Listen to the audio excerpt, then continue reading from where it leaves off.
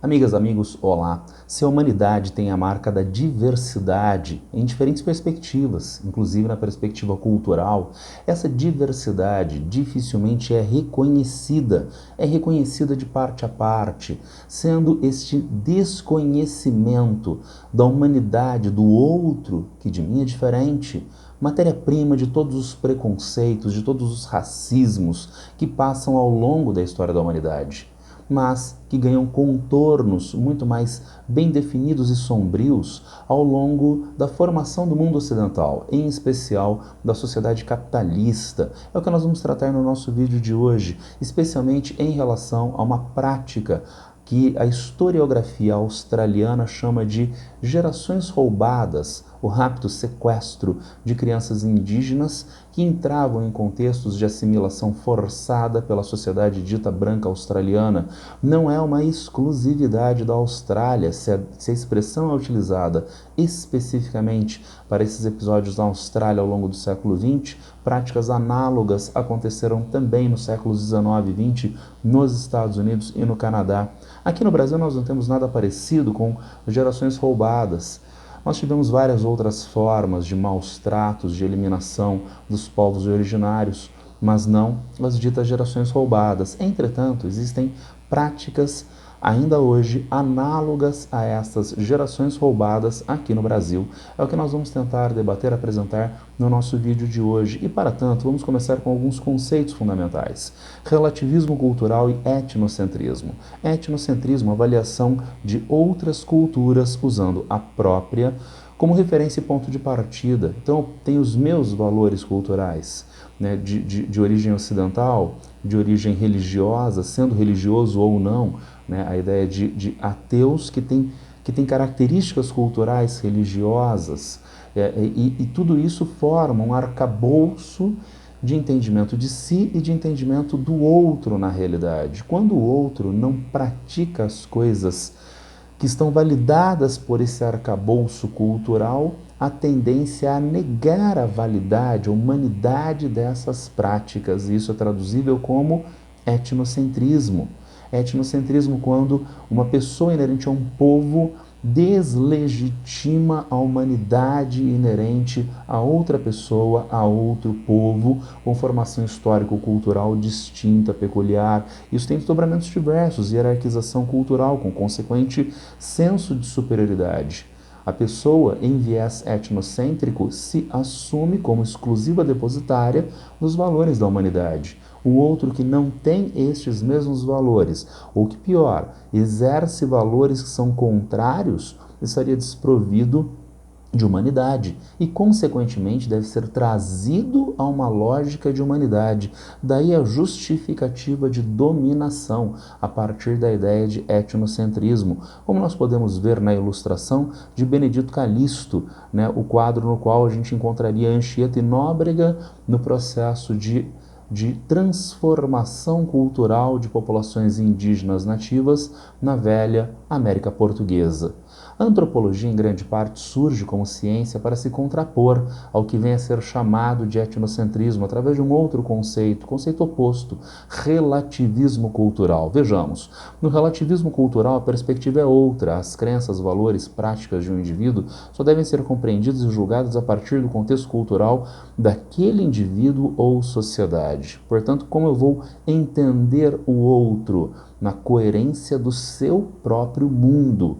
Então, eu não entendo determinados valores, sim, porque eu não faço parte daquele sistema de valores. Ele deve ser inserido no seu próprio sistema de valores para que nós possamos entender e, eventualmente, legitimar estas outras práticas. É justamente a falta de relativismo cultural, a hegemonia etnocentrista que nos leva, entre outros, às chamadas gerações roubadas da Austrália. Gerações roubadas, prática sistemática e forçada de roubo de crianças indígenas australianas entre 1910 e 1970. Para que esse roubo? Assimilação cultural forçada. A ideia etnocêntrica, salvar a criança da cultura indígena e trazê-la para a cultura branca assumida como superior. É uma exclusividade da Austrália? Não.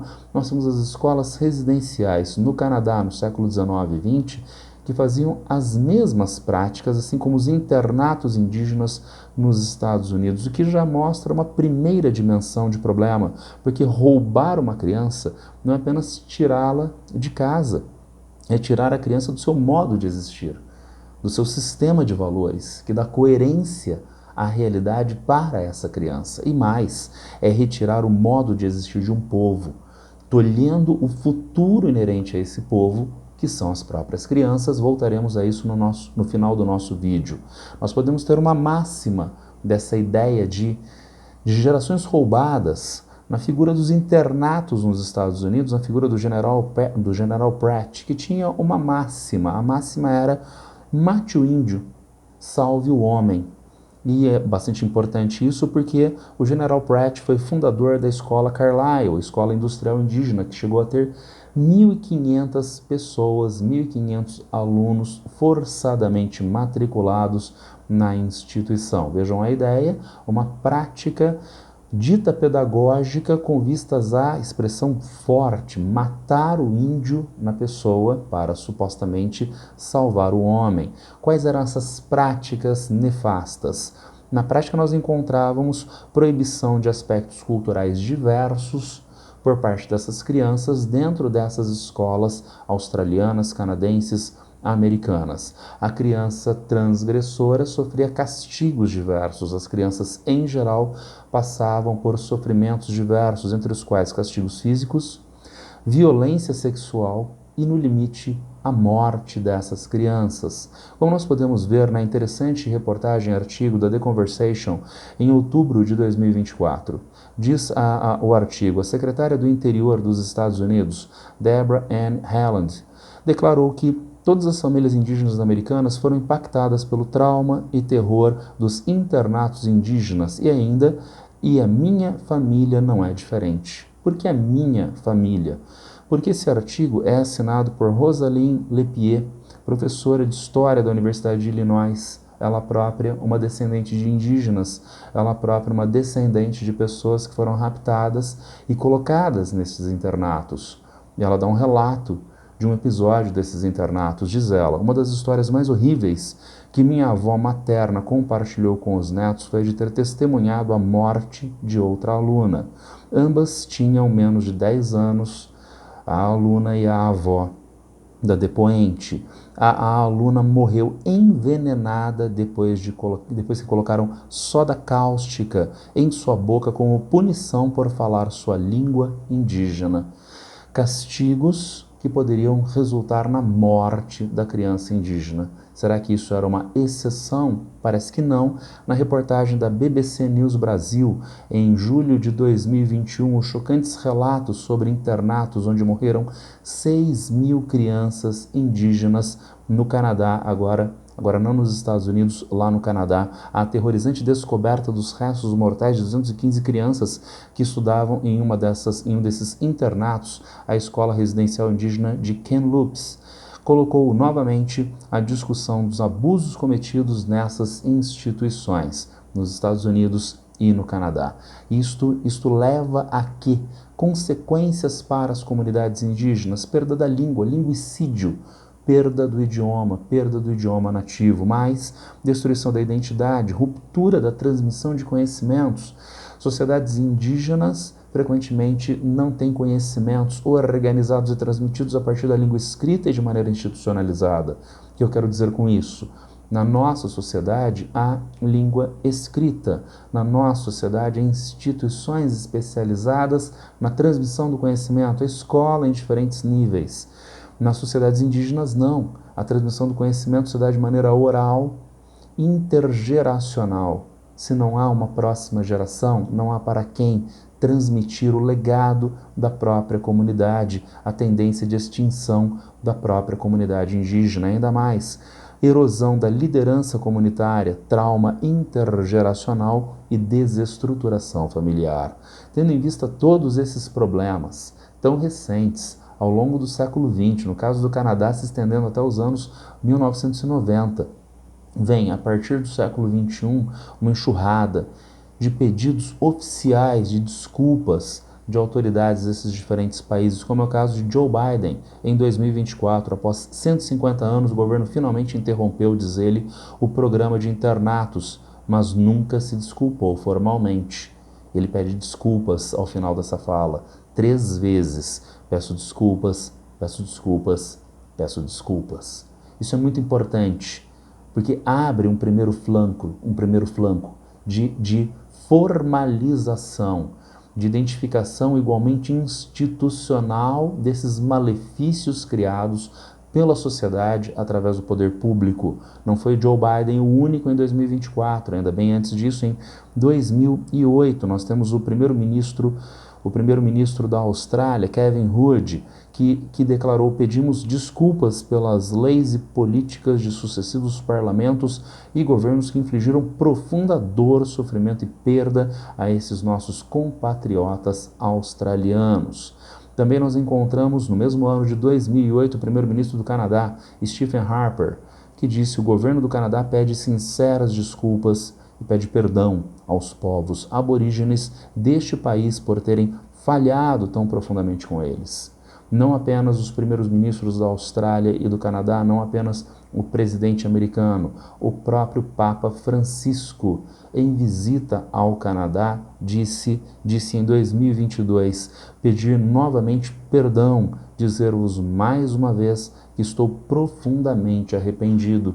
Arrependido como líder de uma instituição, a Igreja Católica, que tinha manifestações no Canadá que eram ligadas às escolas residenciais, e daí sim a responsabilidade também da Igreja em termos institucionais, e daí todos esses ditos pedidos de perdão, que, como eu disse, são muito bem-vindos, o reconhecimento público estatal do erro cometido no passado, mas que não é suficiente. É um primeiro passo, mas que demanda mais.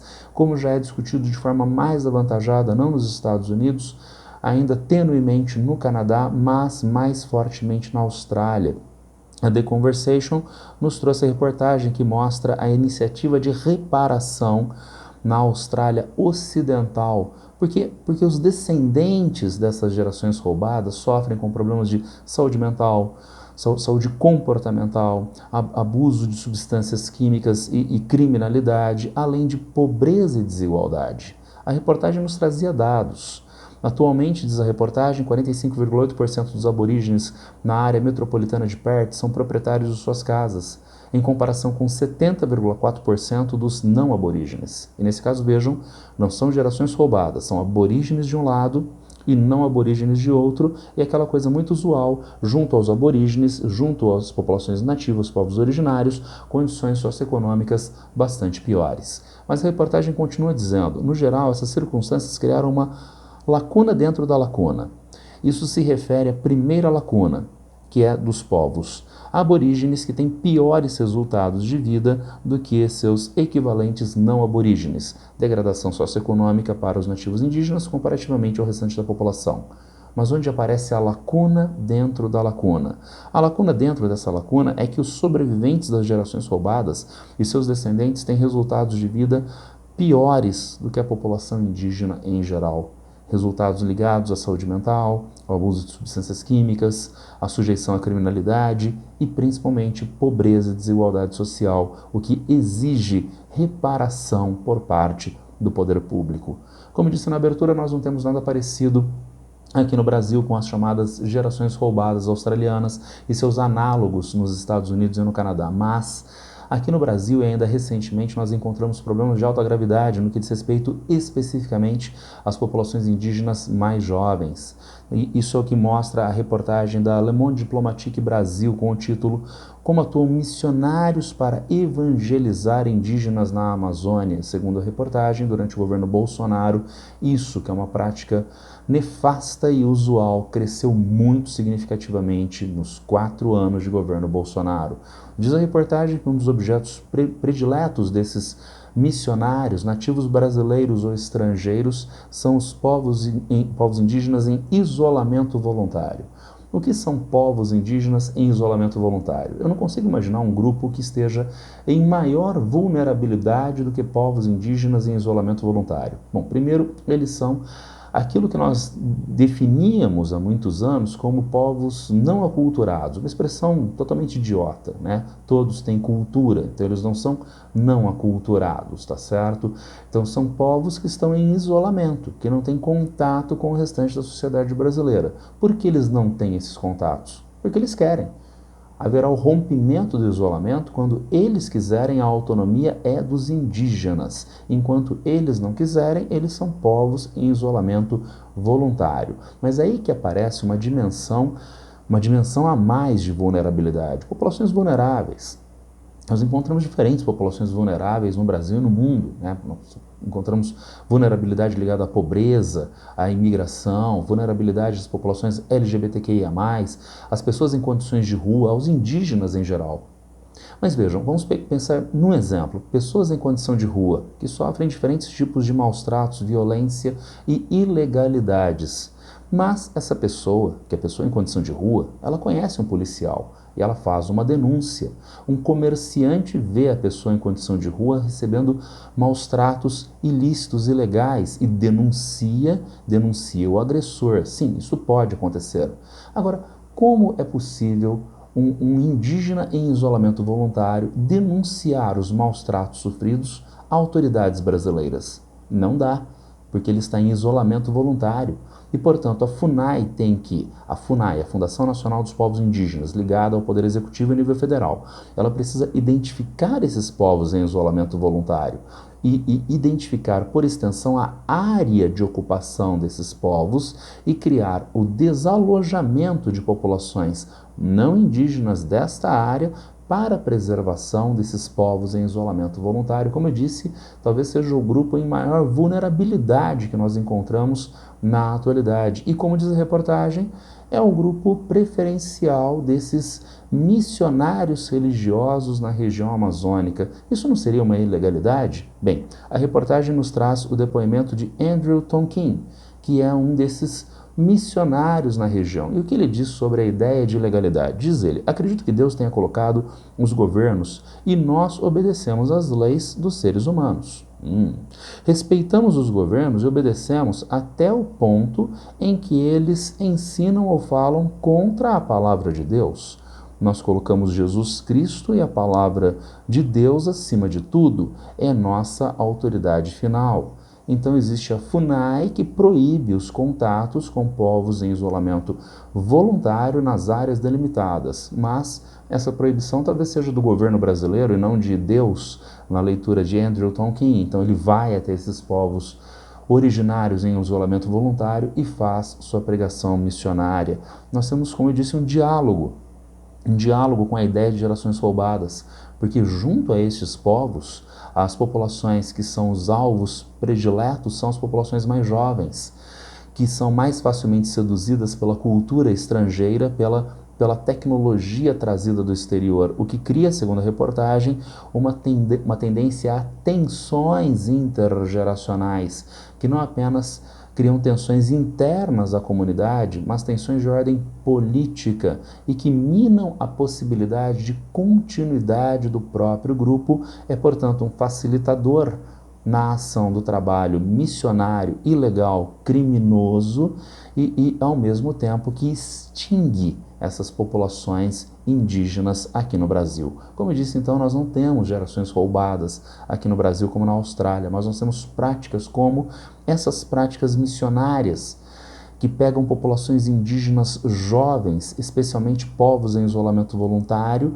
e que acabam se desdobrando no mesmo final, na eliminação da cultura indígena, a eliminação desses povos indígenas. Como eu falei na abertura, isso é criminalizável em diferentes níveis. Nós encontramos, por exemplo, a Convenção 169 da Organização Internacional dos Povos Indígenas, Convenção sobre os Povos Indígenas e Tribais da OIT, desculpa, Organização Internacional do Trabalho. Essa convenção é de 1989. No seu artigo 5º, ela destaca exatamente a ideia de relativismo cultural, evidenciando a legitimidade das tradições culturais inerentes aos povos indígenas, aos povos tribais, aos povos originários. Vocês podem, entretanto, pensar, poxa, mas a convenção é de 1989. Sim, é.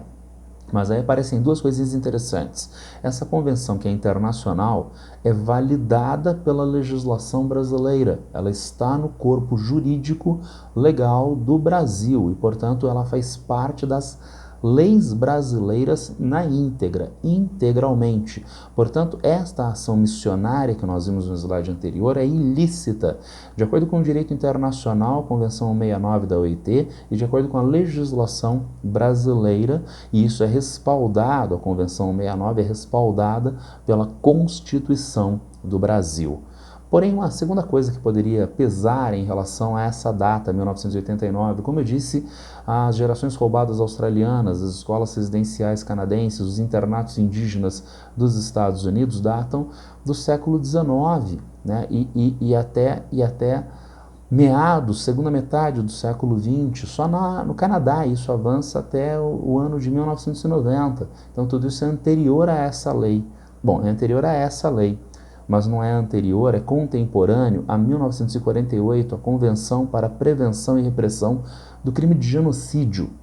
Essas práticas de gerações roubadas não deixam de ser análogas, por sua vez, à ideia de genocídio. Vejamos o artigo 2º da Convenção contra o Genocídio. Ela diz que é prática genocida matar membros do grupo, causar-lhes lesões graves físicas ou mentais, já é um diálogo com gerações roubadas. Submeter o grupo a condições de existência que levam à destruição física, mais um diálogo. Impor medidas destinadas a impedir nascimentos, mas finalmente transferir à força crianças do grupo para outro grupo. Isso é taxativamente parte de práticas genocidas. Basta então se caracterizar o dolo, a iniciativa de se fazer isso com vistas à eliminação da cultura indígena, como na fala do General Pratt, matar o índio para salvar o homem. E nós caracterizamos a ideia de genocídio a partir dessas práticas de gerações roubadas australianas, escolas residenciais canadenses, internatos indígenas americanos e as práticas missionárias feitas por brasileiros em terras indígenas aqui no Brasil, feita por estrangeiros em terras indígenas aqui no Brasil. Era isso, nosso videozinho de hoje para debater gerações roubadas e seus análogos mundiais. Quem tiver algum problema, alguma dúvida já sabe, é só me encontrar a qualquer tempo nas redes sociais. Abraço para todas e todos e boa sorte.